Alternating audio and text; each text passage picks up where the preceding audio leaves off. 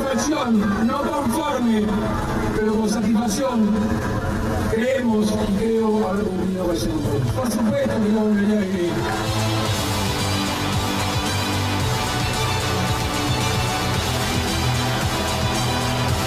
Juan Libre es quien padece serios problemas de vivienda o de trabajo.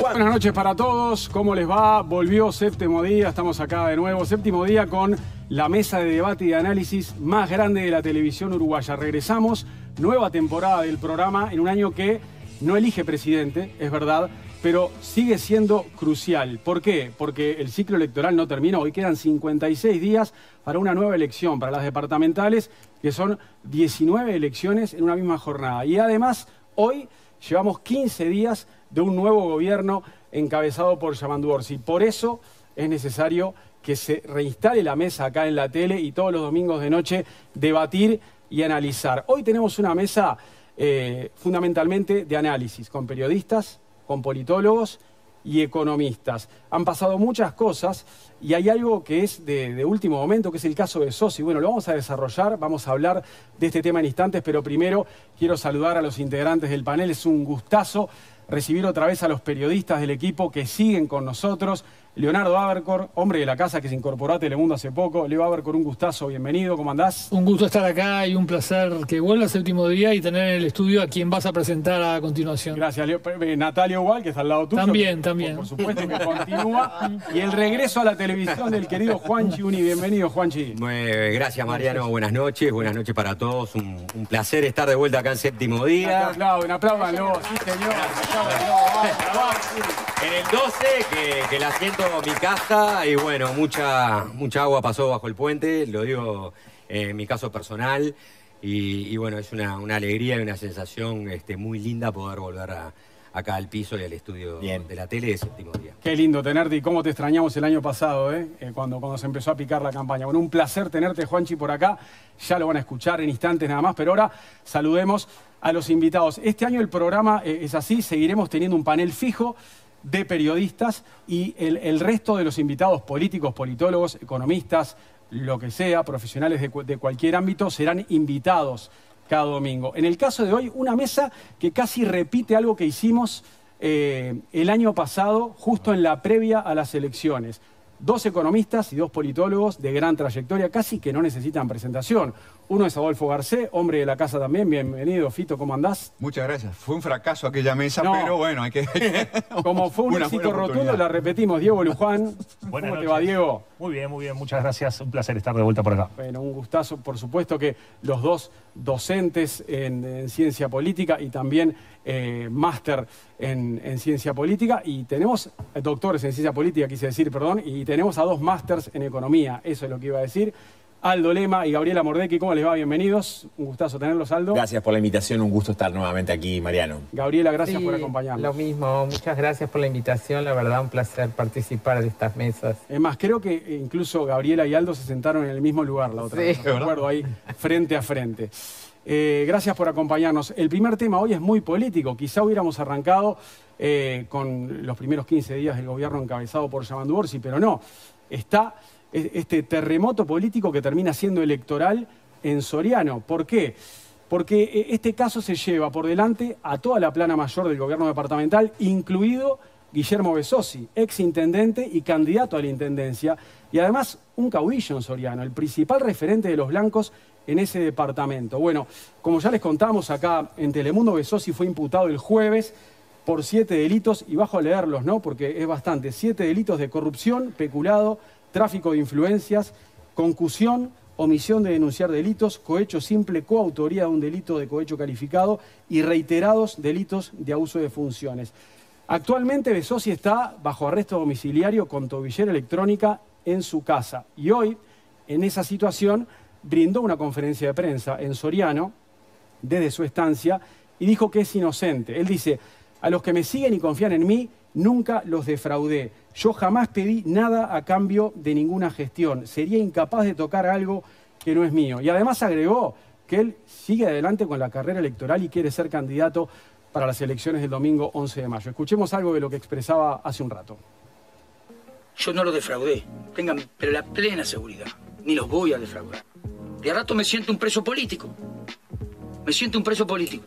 Pero estamos en democracia, o sea que no me puedo sentir un preso político, ¿no? No puedo, no se podría decir eso. Pero realmente me han hecho sentir el fierro, como dije anteriormente. Ojo que lo que me ha pasado a mí le puede pasar a cualquiera hoy. A cualquiera. Desde el presidente de la República que no tiene fuero para abajo, a cualquiera.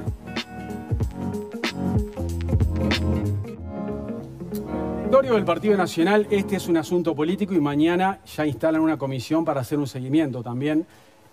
Y se han expresado varios dirigentes del Partido Nacional acusando a la Fiscalía de tener un comportamiento llamativo. ¿Cómo han seguido el caso ustedes? Juanchi. Bueno, bien lo decías, ¿no? El jueves fue una sorpresa porque se detuvo por orden de la fiscal Estela Alciaturi al exintendente Guillermo Besosi y también a otros 6 jerarcas, el ex secretario general de la comuna de Soriano, a la persona que estaba a cargo de la división de obras, de Hacienda, en fin, todos involucrados en una trama de corrupción que remonta en realidad al 17 de mayo del año 2021, cuando hubo un incendio en un local de ADEOM que está en el Teatro 28 de Febrero, en Mercedes, en Soriano. Ese incendio se empezó a investigar por una denuncia de la propia Intendencia, porque se trataba de un local del sindicato, y bueno, la punta de la madeja fue que se encontró, primero que el incendio había sido intencional, después se interviene el teléfono del presidente del sindicato, Martín Herling, y a partir de allí empieza una investigación que hoy tiene 30 personas involucradas entre condenados formalizados. Entre ellos, el exintendente Besosi, como vos bien decías. Hay 2 situaciones, creo.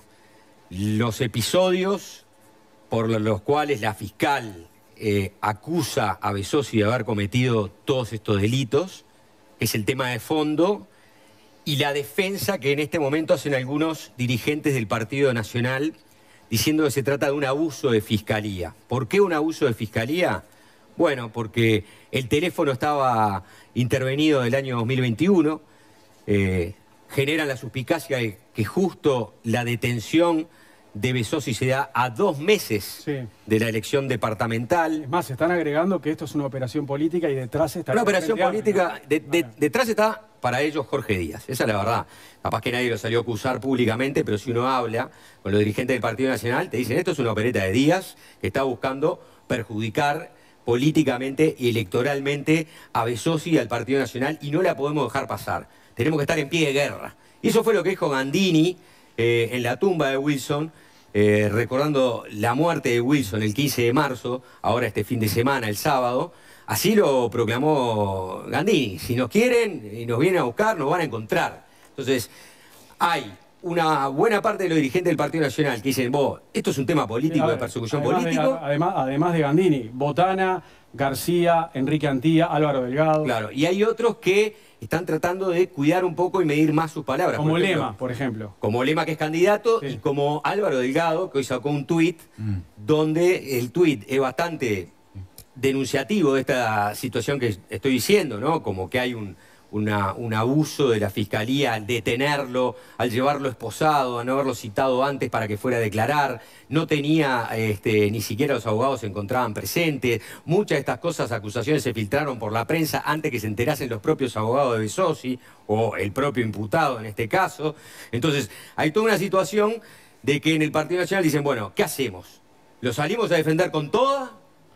¿Damos la batalla? ¿Esto es una opereta política? Ahora bien, ojo, porque también esta situación puede mancharnos, puede tocarnos y muchos estamos corriendo la carrera electoral en este momento. Natalia, ¿cómo ves el caso y qué impacto puede tener en la coalición republicana? Bueno, ahí recordar que fue una escucha telefónica, se utilizó el software El Guardián y la fiscal del caso presentó en su carpeta para pedir la imputación 30 conversaciones. Y hay numerosos episodios detallados con lujo de detalles en el pedido en la carpeta de la formalización. Recordemos que según el nuevo Código del Proceso Penal, esto es un proceso que todavía no tiene una resolución, digamos, es un proceso que comienza porque hay algunos indicios que dan cuenta de los delitos que vos mencionabas, Mariano, y ahí hay casos como, por ejemplo, que hay una empresa que fue contratada y se le pagó el doble de las horas trabajadas, y es una empresa que tiene vínculo político. Digo, las personas que integran esa empresa tienen una sede de la agrupación del sector del intendente, por ejemplo, ese es uno de los casos. 903. Exacto, después también hay financiación o pago de un hotel a Laura Raffo. En campaña con dinero de la Intendencia. Y bueno, y también hay un pedido de contribuciones dentro de la Intendencia para la agrupación política del Intendente. Me comentaban, yo no vi la conferencia de hoy de Besosi, pero que él dio alguna explicación sobre ese episodio en particular. Él en la conferencia de hoy se refirió a alguno de esos episodios, pero estamos hablando de temas graves, no son un delito de abuso de funciones, es un delito de cohecho, es un delito de peculado, son delitos de corrupción. Entonces me parece que acá hay esto cohecho es una coima, opinión. ¿no? Porque capaz exacto, que la gente... cohecho es coima. Y peculado es utilizar dinero público o del erario, como se dice, Exacto. que está bajo tu administración, pero para intereses personales. Exacto. Ese es el peculado. Y ahí las reacciones de los dirigentes del Partido Nacional, más allá de la molestia por el procedimiento, que hay como dos planos, ¿no? Por un lado la molestia con el procedimiento de por qué lo van a buscar, por qué lo detienen en su casa. Besosi dijo como si fuera un delincuente, si yo soy una persona pública, puede ir a declarar. Ese es un plano. Después una crítica también al procedimiento y también a la forma y al fondo del asunto. Pero además hay acusaciones muy graves a la Fiscalía, ¿no? Acá hubo gente como Javier García, por ejemplo, exministro de Defensa, que salió a decir que había sido una operación política. Entonces ahí ya me parece que entramos con acusaciones muy graves a instituciones que son muy importantes para el funcionamiento de la democracia, como la Fiscalía, sin pruebas tampoco. Digamos que en realidad las pruebas están del lado de la acusación de la fiscal en este caso hasta el momento, si bien Besosi tiene la oportunidad de defenderse, pero no tienen pruebas de que existe una operación política. Entonces esas acusaciones al barrer, que no es la primera vez que se hacen y las han hecho gente de distintos partidos políticos, son muy preocupantes, deterioran las instituciones y me parece que están un poco fuera de lugar, digamos. Una cosa es el cuestionamiento al proceso y otra cosa es el cuestionamiento a una institución en su globalidad, ¿no? Leo. Me es difícil tener una posición definitiva porque primero no hay una sentencia, está imputado. Recién estamos en esa etapa. Segundo, porque la fiscal no ha hablado mucho, no ha dicho. Lo que conocemos son por notas de prensa en las cuales se han filtrado las conversaciones en las cuales hablaba Natalia. Entonces me cuesta tener una posición definitiva. Creo que hay que esperar que haya una sentencia. Y a muchos les sorprendió, a Besosi también, que recién imputado ya vaya con prisión domiciliaria, por ejemplo. Bueno, llego a ese punto más adelante.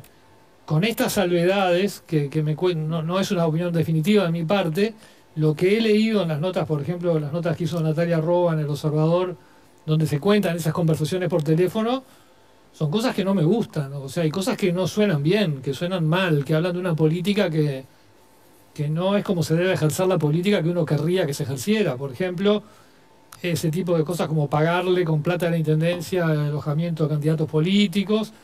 O también hoy no pude escuchar toda la conferencia de Besosi, escuché una parte, me agarró en el camino viniendo acá, y hasta que logré sintonizar en el auto por internet la difusora Soriano, que era la que la pasó entera. Sí, me perdí bastante, así que no pude escucharla toda. Entonces no tengo las explicaciones que dio Besosi de algunos de estos casos. Pero, por ejemplo, él, en la parte que sí escuché, parte que pasó en Telemundo, él decía, yo nunca me llevé un peso para mí, eso lo ha dicho muchas veces, lo que puede ser verdad, pero, por ejemplo, en las conversaciones aparece alcaldes que tienen unas fuertes sumas de dinero que no están justificadas, que faltan en la alcaldía de Dolores, en la alcaldía de Villa Soriano, y hay conversaciones con Besosi que él toma conocimiento de eso y no denuncia en la justicia, y eso es una obligación de todo funcionario público, es un delito, más allá de que no se haya llevado plata, digamos. Entonces, lo que yo veo no me gusta, me parece que hay que investigarlo. La reacción del Partido Nacional negando todo, sí, me parece preocupante, porque o sea, hay que prestar atención a eso. Ahí hay cosas que son muy importantes. Es cierto que no hay una sentencia, pero negar todo, haciendo como que no pasó nada, no me gusta tampoco. Eso todo por un lado. Luego está todo el procedimiento judicial de la Fiscalía. Me genera dudas la prisión domiciliaria, creo que quizás no era necesaria. Obviamente Besosi no se va a fugar del país siendo candidato a la Intendencia de Soriano. Está el tema de si podía incidir en entorpecer la investigación. Claro, entorpecer la investigación, se le podría haber dado una orden de restricción de no acercarse a la Intendencia. En fin. Creo que eso es cuestionable.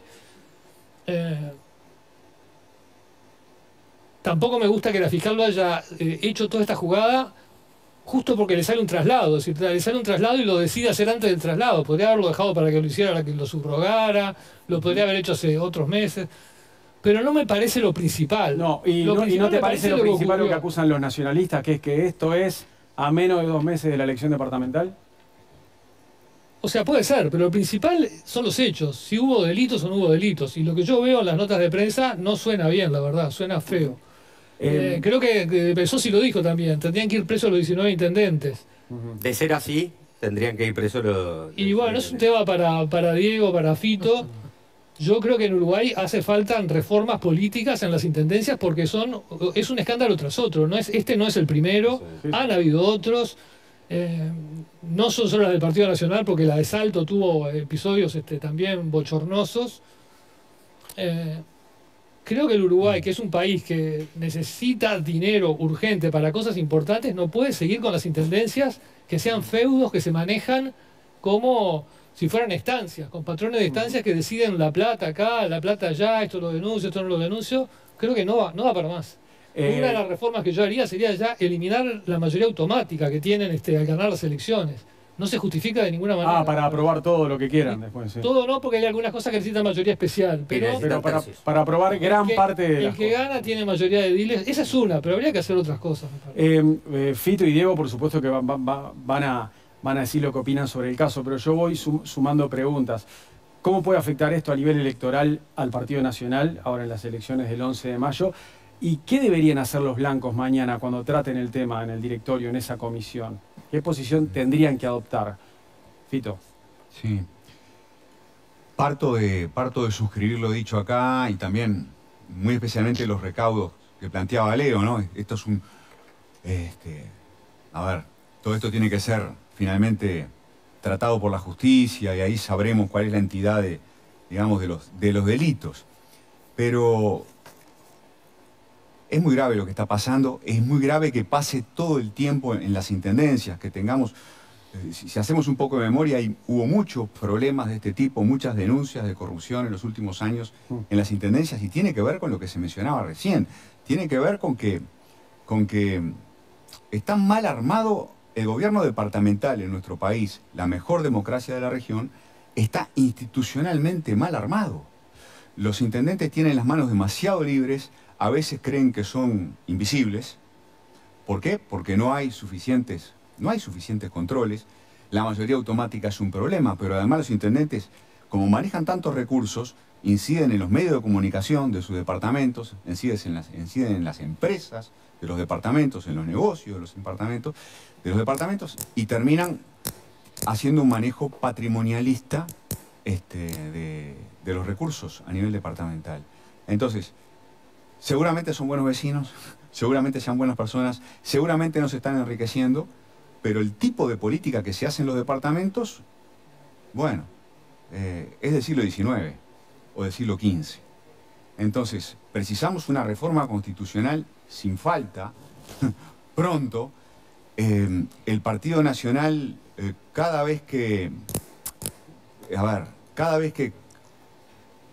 respalda este tipo de comportamientos, capaz que gana en el corto plazo, pero hipoteca el futuro, ¿no?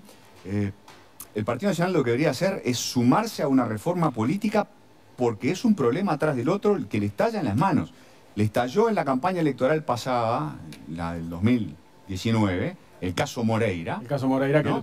que eso fue a 2 semanas de la elección nacional y lo apartaron del partido enseguida. Exacto. Ahora le estalla el caso Besosi, pero durante estos años hubo problemas, ¿no? El caso Valentina Dos Santos, Caram, en fin.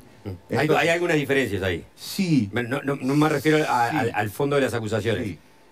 Valentina Dos Santos o Caram aceptaron su delito, hicieron un juicio abreviado el partido reacciona. En este caso, Bezosi se declara inocente y va a plantear una defensa y va a ir a juicio. Sí. La verdad que merece una reforma a fondo el tema de cómo se maneja la política a nivel departamental. Hace 2 años con Fernanda Bovi presentamos un libro llamado La democracia uruguaya ante el espejo y uno de los 5 capítulos tiene que ver con esto precisamente. El otro es un apunte, y lo retomo después, que es el problema de la crisis de legitimidad de fiscalía que continúa. Es decir, no hay ningún país que pueda funcionar si está el periodismo bajo sospecha de estar partidizado y la justicia bajo sospecha de estar partidizada. La fiscalía está bajo sospecha hace años de estar partidizada. No funciona. Tenemos que solucionar de una manera, de alguna forma esto. Se planteó hace un tiempo atrás que una solución posible, que yo estoy de acuerdo, es que la fiscalía sea coparticipativa, que la fiscalía, que haya presencia de distintos partidos en la cúpula de fiscalía. Hay que encontrar la manera de blindar políticamente a la fiscalía para que deje de decir el partido que es acusado, que deje de decir que está siendo la fiscalía instrumentada por otro partido político adversario. Me parece que ahí, Mariano, hay una cuestión, sin duda una cuestión de institucionalidad, pero también de prácticas, ¿no? Porque si no estamos metiendo en la misma bolsa a todos los intendentes que gestionan los distintos departamentos del país y no están todos en la misma bolsa, digamos. Hay un problema de institucionalidad, pero hay un problema de prácticas políticas y que podemos identificar quiénes son los responsables de ejercerlas. Eso por un lado, y por otro lado la crisis de legitimidad de fiscalía. Por más también reformas institucionales que se hagan, si los actores políticos no tienen claro que tienen que respetar el accionar de los actores del sistema judicial, en realidad por más reforma institucional que hagas, el problema lo vas a seguir teniendo. Diego, ¿se apresuran los referentes del Partido Nacional que salieron inmediatamente a defender a Bezosi y a lanzarle dardos a la Fiscalía?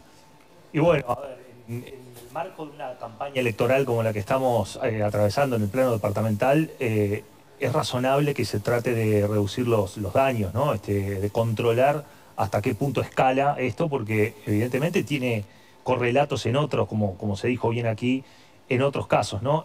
No es el primero el de Bezosi, con toda seguridad no va a ser el último.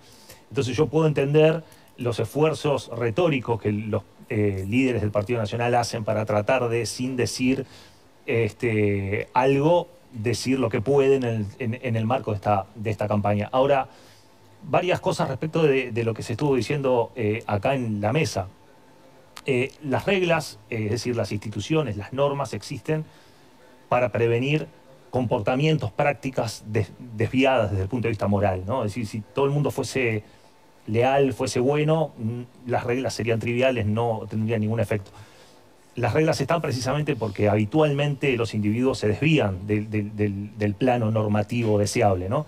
Entonces yo creo que efectivamente hay un problema de prácticas, hay un problema de comportamiento, pero hay un problema estructural que es institucional y que también de alguna manera es más amplio que lo institucional y engloba, por ejemplo, las correlaciones de fuerza que hay en los departamentos, ¿no? Desde el punto de vista político, económico, social.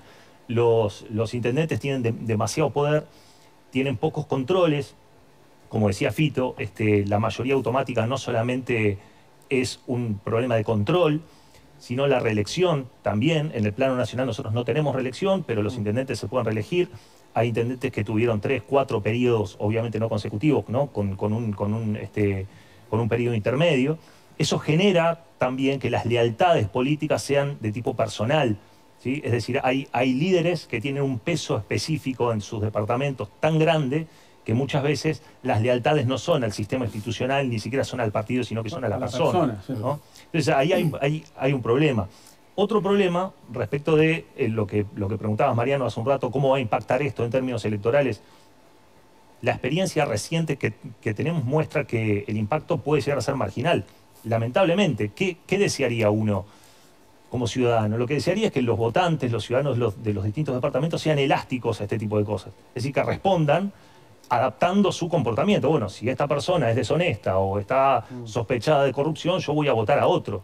Ahora, lo que vemos es que habitualmente eso no pasa. Votan a su líder y hasta creen en la teoría de la opereta política para Pero perdón, acá tenemos un intendente que se declara inocente, que va a seguir haciendo campaña y que va a ir por la reelección, mientras se abre un juicio que mínimo va a llevar 2 años.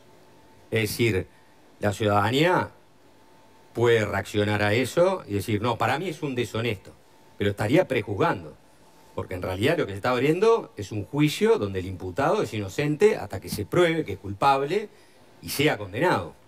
Entonces esa elasticidad o no del electorado en función de esta denuncia, también uno podría preguntarse, bueno, ¿acaso no debería uno esperar a que el juicio termine y finalice con una condena o no contra el imputado? Porque si no, simplemente estamos creyendo las acusaciones de fiscalías, que están muy fundadas, que deben tener sus pruebas, que muchas de estas pruebas salieron a luz a través de la prensa, pero que el proceso en sí recién está arrancando. Sin duda. Un segundito con respecto a eso, porque efectivamente funciona así. Uno lo que esperaría es que en un sistema que funciona bien, y en Uruguay en general, a nivel nacional al menos las instituciones funcionan, y cuando no funcionan, en general es producto de la sospecha que levanta el mismo sistema político, que tampoco fue capaz de nombrar un fiscal de corte, porque en todo caso la sospecha sobre la fiscalía es endógena al sistema político, es el sistema político el que generó las condiciones para esa sospecha, ¿no?